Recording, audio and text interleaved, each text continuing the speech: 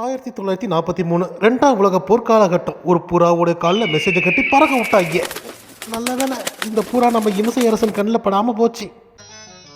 ஆஹா என்ன கணம் என்ன கணம் மங்கினி பாண்டியரே, இன்று மதிய உணவுக்கு இதை தயார் செய்து விடுங்கள்.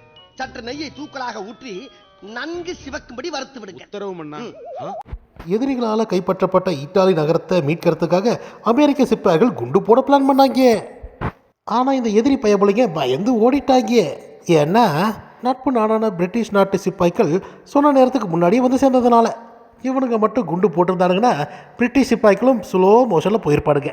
அப்போன்னு பார்த்து வானொலி கருமெல்லாம் வேலை செய்யாமல் போச்சு. அதனால் வான் பண்ண முடியாமல் போச்சு. அதனால் இந்த பயிற்சி பெற்ற புறவு அனுப்புறது மட்டும் தான் அவங்களுக்கு ஒரே ஒரு ஆப்ஷனாக இருந்துச்சு. இதுக்கு பேர் என்ன தெரியுமா? ஜிஐ ஜோ படம் பார்த்துருப்பீங்கல்ல, அதேதான். இந்த பயபுல 20 நிமிஷத்தில் 20 மைலை கடந்து கரெக்டாக போயிட்டேன். குண்டு போகிறது சரியான நேரத்தில் வந்து தடுத்துருச்சு இந்த புறா பயபுல. ஜிஐ ஜோ சரியான நேரத்துக்கு வந்து 100 பிரிட்டிஷ் சிப்பாய்களை காப்பாற்றி பல பொதுமக்களையும் காப்பாற்றுறதுனால இதுக்கு ஒரு பதக்கத்தை கொடுத்தாங்க. இந்த பதக்கத்தை வச்சு நாடா பண்ணுறது, பட்டாணி கொடுங்கடாடி.